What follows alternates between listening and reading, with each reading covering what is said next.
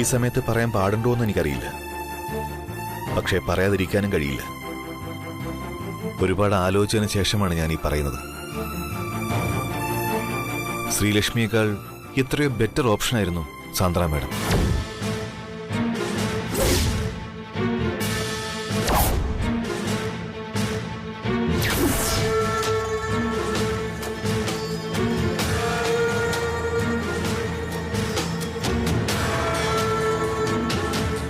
മാഡത്തിന് തന്നെ ഒരുപാട് ഇഷ്ടവുമായിരുന്നു. രാജാറാം,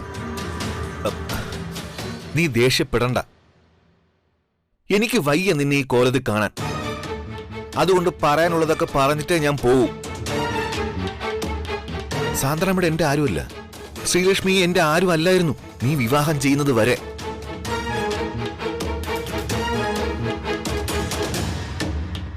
പക്ഷേ ഇപ്പൊ എനിക്ക് തോന്നുന്നു സാന്ദ്ര മാഡം ആയിരുന്നു നിന്നോടൊപ്പം ഈ വീട്ടിലേക്ക് വരേണ്ടതെന്ന്.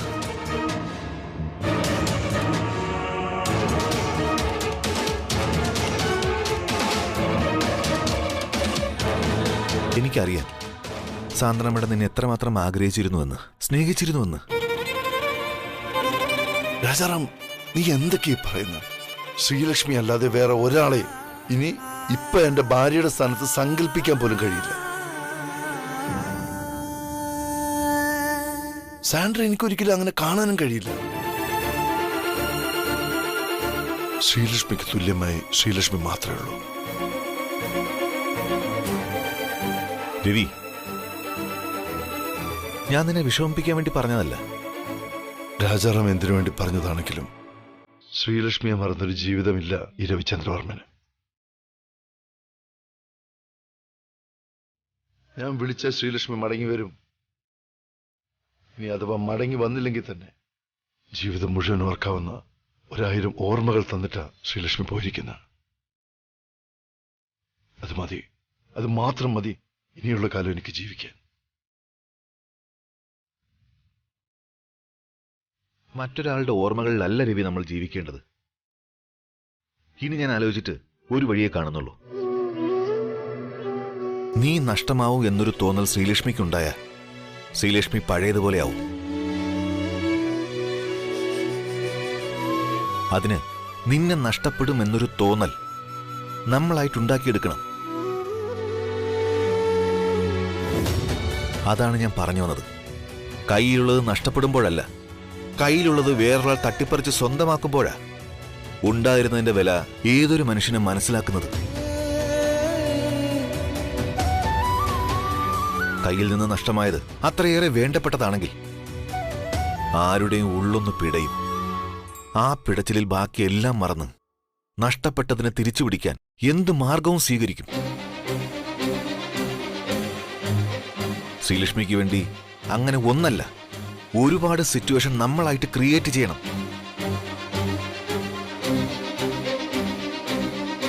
അതിന് ഞാൻ ഇന്ന് രാവിലെ എന്റെ ബുദ്ധിയിൽ തോന്നിയ ഒരു ശ്രമം നടത്തി. പക്ഷേ അത് വിജയിച്ചില്ല.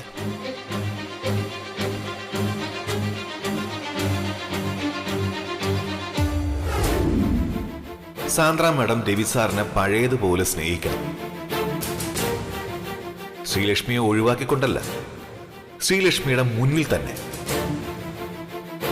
രവിയോ മറ്റാരും അറിയാതെ ഇത് ഞാനും സാന്ദ്ര മാഡവും തമ്മിലുള്ള ഒരു കരാറാണ്. പറ്റില്ല രാജാറാം സർ.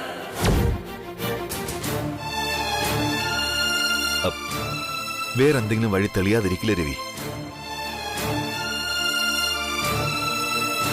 നിന്നെ നന്നായി മനസ്സിലാക്കുന്ന ആർക്കെങ്കിലുമേ അത് അക്സെപ്റ്റ് ചെയ്യാനും പറ്റൂ. രാജാറാം, നീ എന്താ ഉദ്ദേശിക്കുന്നത്? എല്ലാം ഞാൻ നിന്നോട് പറയാം. എനിക്ക് അതിന് കുറച്ച് സാവകാശം കൂടി വേണം. ഇനി എന്ത് ചെയ്തിട്ടാലും ശരി, ശ്രീലക്ഷ്മിയെ നിന്റെ കയ്യിൽ വെച്ച് തരും ഈ രാജാറാം. പഴയ ശ്രീലക്ഷ്മിയായി തന്നെ.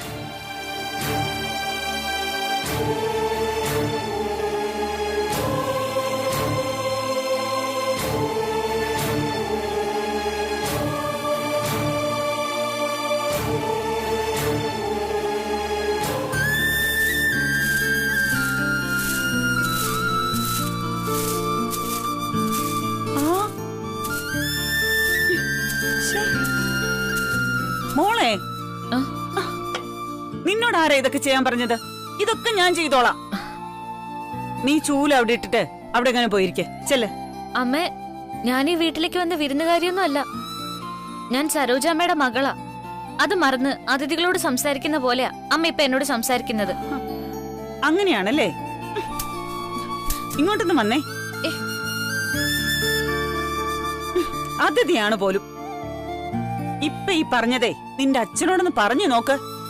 നിന്നെ ജോലി ഏൽപ്പിക്കുന്ന കണ്ടാലുണ്ടല്ലോ എന്റെ കഥ അതോടെ തീരും.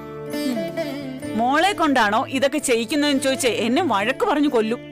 അമ്മയെ ആളിത്ര മോശമൊന്നും അല്ലല്ലോ. ഞാൻ ജോലി ചെയ്യുന്നത് കണ്ടില്ലെങ്കിലും അമ്മ അച്ഛനോട് പറഞ്ഞു വെറുതെ വഴക്കുണ്ടാക്കും. ഒരു ദിവസമെങ്കിലും വഴക്കുണ്ടാക്കാതെ നിങ്ങക്ക് രണ്ടാൾക്ക് സമാധാനം കിട്ടില്ലല്ലോ. അത് നീ പറഞ്ഞത് ശരിയാ. പക്ഷേ വഴക്കിന്റെയൊക്കെ അവസാനം പിണക്കമൊക്കെ മാറിക്കഴിയുമ്പോ പരസ്പരം വല്ലാത്തൊരു സ്നേഹക്കൂടുതലുണ്ടാവും. അതനുഭവിച്ച് തന്നെ അറിയേണ്ടതാ. രവി സാറ് നീ പറയുന്നതിനൊക്കെ സമ്മതിച്ചു തരുന്നോണ്ടാ നിങ്ങൾ തമ്മിൽ വഴക്കില്ലാത്തതും പിണക്കമില്ലാത്തതും.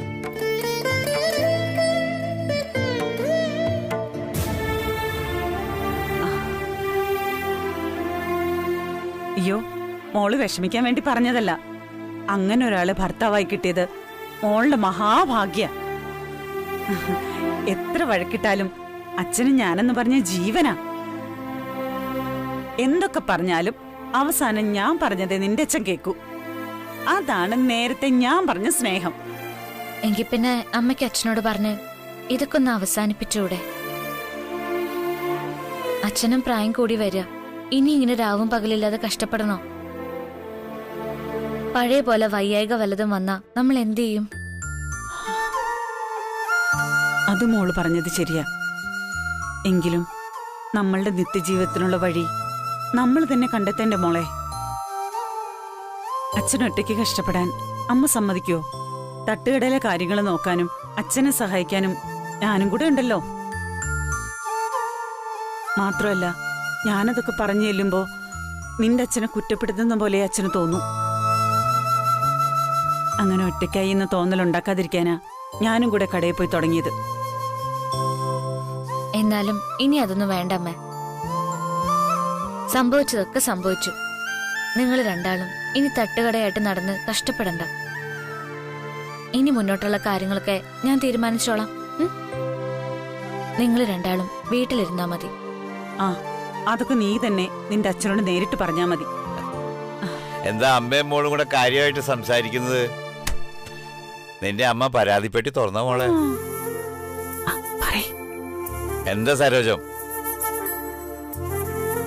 എന്താ മോളെ, അച്ഛനോട് എന്തെങ്കിലും പറയാനുണ്ടോ നിനക്ക്? അച്ഛാ, അത് ഞാൻ പറയാൻ ഉദ്ദേശിക്കുന്നത്, അച്ഛനും അമ്മയും ഇനി ഇങ്ങനെ കഷ്ടപ്പെടേണ്ട കാര്യമുണ്ടോ? തട്ടുകടയിലെ കച്ചവടമൊക്കെ കഴിഞ്ഞ് ലേറ്റ് ആയിട്ടുള്ള ഉറക്കവും അത് രാവിലെ തൊട്ടുള്ള കഷ്ടപ്പാടും ഇതിന്റെയൊക്കെ ആവശ്യമുണ്ടോ അച്ഛാ? മോളുടെ വിഷമമൊക്കെ അച്ഛന് മനസ്സിലാവും. മോള് പറയുന്നത് അച്ഛൻ കേൾക്കുകയും ചെയ്യും. ഇപ്പോഴല്ല, ഒരു പേരക്കുട്ടിയെ ദാ ഈ കൈയിലേക്ക് വെച്ചു കൊടുക്കുന്ന നിമിഷം മുതൽ അച്ഛൻ മറ്റൊരു ജോലിക്ക് പോവില്ല. സത്യം. ആ കുഞ്ഞിനെയും കളിപ്പിച്ച് എപ്പോഴും മോളുടെ അടുത്ത് തന്നെ ഉണ്ടാവും. അത് അച്ഛനീ പറഞ്ഞതിനോട് ഞാൻ യോജിക്കുന്നു. മോളെ ശ്രീലക്ഷ്മി, ഇപ്പൊ നിന്റെ പരാതി തീർന്നില്ലേ? ഇനി എത്രയും പെട്ടെന്ന് അച്ഛൻ പറഞ്ഞതുപോലെ ഒരു പേരക്കുട്ടിയെ ഞങ്ങൾക്ക് താ. ശ്രീടച്ച, വേഗം പോയി കുളിച്ചിട്ട് വാ. ഞാനേ ആഹാരം റെഡിയാക്കാം.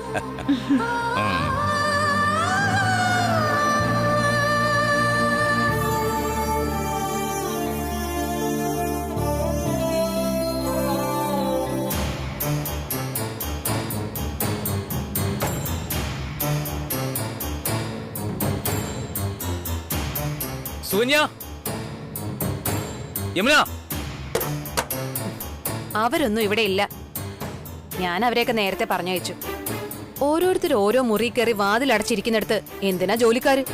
അതെന്താ അമ്മായും ചേട്ടായി ഒന്നും കഴിക്കാൻ വിളിച്ചില്ലേ? ഞാൻ ആരെയും വിളിക്കാനൊന്നും പോയില്ല. എനിക്ക് വിശന്നപ്പോ ഞാൻ വന്ന് കഴിച്ചു. അതെന്താ പുതിയൊരു ശീലം? നമ്മളെല്ലാവരും ഒരുമിച്ചല്ലേ ഇത്രയും നാൾ ഇവിടെ ഇരുന്ന് കഴിച്ചുകൊണ്ടിരുന്നത്? ചിലര് വന്നപ്പോ ശീലങ്ങളും മാറി. നിങ്ങളുടെ ഏട്ടത്തിയമ്മ പോയത് പ്രമാണിച്ചേ എല്ലാവരും നിരാഹാരമാണെന്ന് തോന്നുന്നു.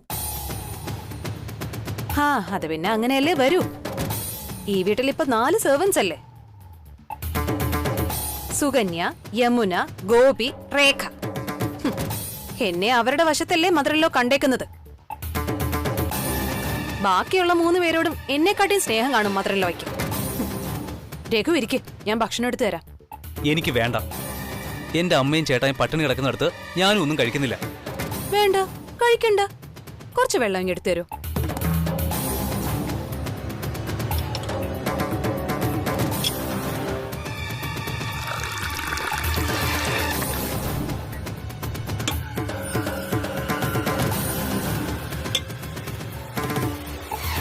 അല്ല, നിങ്ങളുടെ ചേട്ടായി പട്ടിണി കിടക്കുന്നതിൽ കാര്യമുണ്ട്. നിങ്ങൾ എന്തിനാ പട്ടിണി കിടക്കുന്നത്?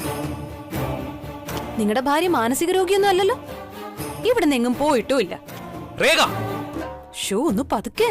കുറെ ദിവസം കൂടി ഇന്ന വലിയ ബഹളങ്ങളും കുത്തുവാക്കുകളും ഒന്നുമില്ലാതെ സമാധാനമായിട്ട് ഭക്ഷണം കഴിക്കാൻ പറ്റുന്ന.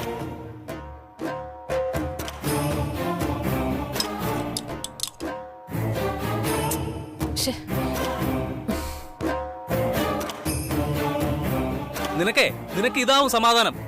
ഈ വീട്ടിലെ എല്ലാവരും ഒരുമിച്ച് സന്തോഷത്തോടെ ഇരുന്ന് കഴിക്കുന്നതാ ബാക്കിയുള്ളവർക്ക് സമാധാനം. ഏട്ടത്തിയമ്മ ഉണ്ടായിരുന്നെങ്കിലേ അമ്മയും ചേട്ടായും കഴിക്കാതിരുന്നാൽ അവരും കഴിക്കില്ലായിരുന്നു.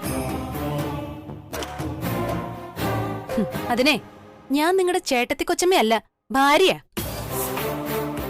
ഞാൻ നോക്കേണ്ടതും ശ്രദ്ധിക്കേണ്ടതും നിങ്ങളെയാ, അല്ലാതെ ഭർത്താവിന്റെ ചേട്ടനെയോ അമ്മയോ ഒന്നും അല്ല. എനിക്കതിന്റെ കാര്യവും ഇല്ല. പിന്നെ ഞാൻ എന്തൊക്കെ ചെയ്താലും അവളുടെ അത്രയും കയ്യടിയും പ്രോത്സാഹനവും ഒന്നും എനിക്ക് കിട്ടാനും പോകുന്നില്ല.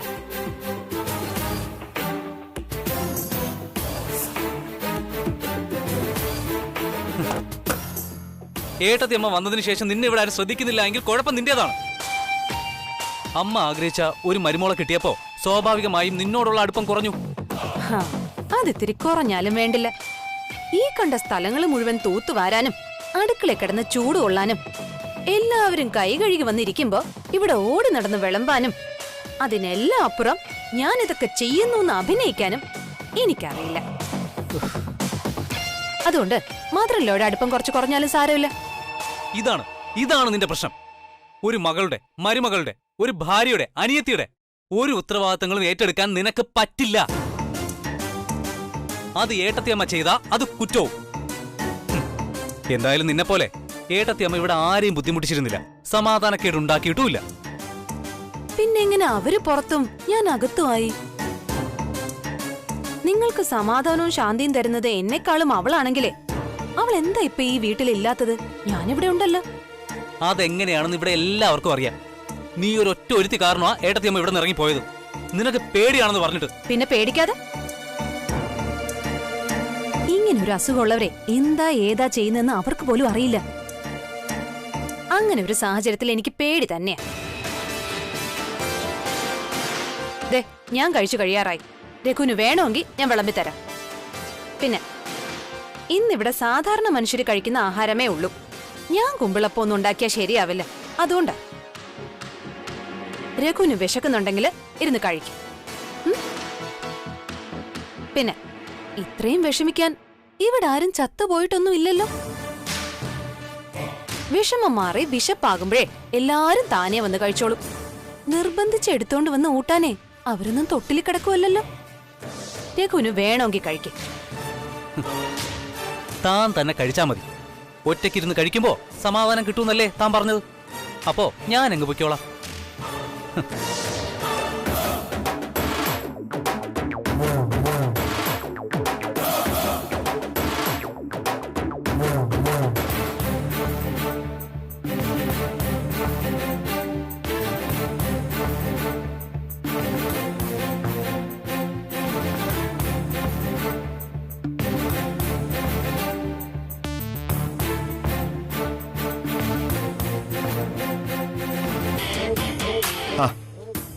സാന്ദ്ര മേഡം, സാറെന്തോ വലിയ ആലോചനയിലിരിക്കുകയാണെന്ന് തോന്നുന്നു.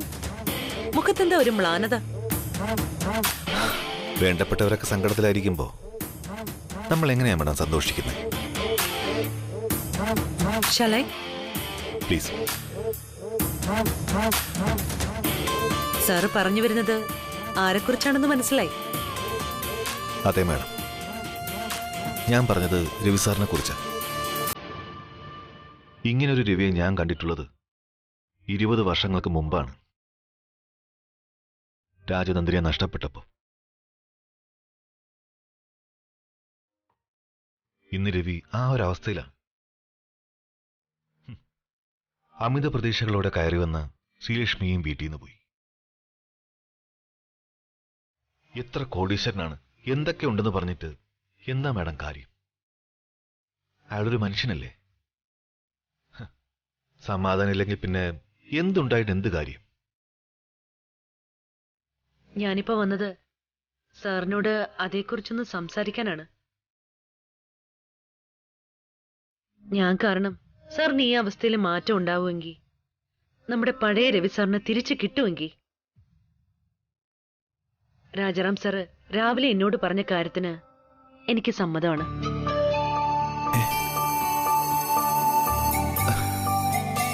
ശ്രീലക്ഷ്മി രവി സാറും ഒന്നാവുന്ന കാലം വരെ ഞാൻ അഭിനയിച്ചോളാം.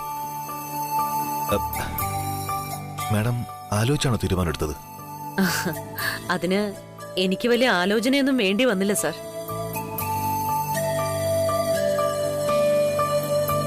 പണ്ടെന്നോ ഞാൻ തന്നെ ചങ്ങലക്കിട്ട് എന്റെ ചിന്താഗതികളെ ഇപ്പൊ ഞാൻ സ്വതന്ത്രയാക്കുന്നു. അത്രയുള്ളൂ. വീണ്ടും സാറിനോട് ഇടപഴകാൻ, കൂടുതൽ സംസാരിക്കാൻ, യാത്രകൾ ചെയ്യാൻ, ഒരുമിച്ചിരുന്ന് ഫുഡ് കഴിക്കാൻ. ഇതിനൊക്കെ ശ്രീലക്ഷ്മിക്ക് വേണ്ടിയാണെങ്കിൽ അങ്ങനെ. അതിനെനിക്ക് സന്തോഷമേ ഉള്ളൂ. ഇനി ഒരിക്കലും ആ പഴയ സാൻഡ്രയിലേക്ക് ഒരു മടങ്ങിപ്പോക്കില്ലാന്ന് കരുതിയതാ. പക്ഷേ കാലം എന്നെ കൊണ്ട് വീണ്ടും ആ വേഷം കെട്ടിക്കുക. ആ വേഷപ്പകർച്ചകളില് ഒരിക്കൽ പോലും എന്റെ താളം തെറ്റാതെ, മനസ്സ് ചഞ്ചലം ആകാതെ നോക്കണമെന്നുള്ളതാ എന്റെ ഇപ്പോഴത്തെ ഒരു വലിയ വെല്ലുവിളി. ഞാനത് വീണ്ടും മാഡത്തെ ഓർമ്മിപ്പിക്കുകയാണ്. ഇത് വളരെ സൂക്ഷ്മമായി ചെയ്യേണ്ട ഒരു കാര്യമാണ്. കാരണം എന്തെങ്കിലും എവിടെയെങ്കിലും ഒരു പാളിച്ച ഉണ്ടായ ഞാനും മാഡവും കുറ്റക്കാരാവും. അറിയാം രാജാറാം സർ. രവി സാറിന്റെയും ശ്രീലക്ഷ്മിയുടെയും ഇടയിലേക്ക് ഒരാൾ, പ്രത്യേകിച്ചും ഞാൻ ചെന്ന് കയറുമ്പോ ശ്രീലക്ഷ്മിക്ക് അത് പെട്ടെന്ന് ഉൾക്കൊള്ളാനാവും. എന്റെ പാസ്റ്റിന്റെ ഒരു ഗ്രാഫ് അങ്ങനെയാണല്ലോ. സാർ ഒന്നുകൊണ്ടും പേടിക്കണ്ട. ചിന്തിക്കുന്നത് പോലെ പ്രശ്നങ്ങളൊന്നും ഉണ്ടാവാതെ എല്ലാം ഭംഗിയായിട്ട് നടക്കും. Show. Sandra madam, thanks lot. Thanks പറയേണ്ടത് ഞാനാണ്. രവി സാറിനേക്കാൾ എന്നെ കൂടുതൽ മനസ്സിലാക്കിയതിന്, എന്നെക്കുറിച്ച് സാറിനോട് സംസാരിച്ചതിന്, ശ്രീലക്ഷ്മിയേക്കാൾ സാൻഡ്രയെ വിശ്വസിച്ചതിന്, ഞാനായിരുന്നു ശരിയെന്ന് രവി സാറിനെ അറിയിച്ചതിന്. ഓ, അത് ശരി. അപ്പോ അതെ സാർ, ഞാൻ അവിടെ വന്നിരുന്നു. നിങ്ങൾ പറയുന്നതൊക്കെ കേട്ടു. രവി സാറിന് എന്നോട് അങ്ങനെ ഒരു താല്പര്യം ഇല്ലാന്ന് കേട്ടപ്പോ ആദ്യം വന്നത് ദേഷ്യമാ. പിന്നെ എനിക്ക് തോന്നി സാറിന് ഇഷ്ടപ്പെടാനും മാത്രം ഞാനൊന്നും ചെയ്തിട്ടില്ലെന്ന്. രവി സാറിന് ശ്രീലക്ഷ്മി എത്രത്തോളം ഇഷ്ടമാണെന്ന് ഞാൻ മനസ്സിലാക്കുന്നു. പിന്നെ സാർ നേരത്തെ പറഞ്ഞതുപോലെ മനുഷ്യനല്ലേ, എപ്പോ വേണമെങ്കിലും മനസ്സ് മാറാലോ. രവി സാറിന്റെ മനസ്സ് എങ്ങോട്ടാ മാറുന്നതെന്ന് കണ്ടറിയണം. മാഡം ലാസ്റ്റ് പറഞ്ഞത് എനിക്ക് മനസ്സിലായില്ല. അതിൽ കൂടുതൽ മനസ്സിലാക്കാനൊന്നുമില്ല സർ. ശ്രീലക്ഷ്മിയെ വേണ്ടാന്ന് വെക്കുമോ, എന്നെ തിരികെ സ്നേഹിക്കുമോ എന്നത് കണ്ടു തന്നെ അറിയണം. അതുകൊണ്ടും കൂടിയാ ഞാനിതിനിറങ്ങി പുറപ്പെടുന്നത്.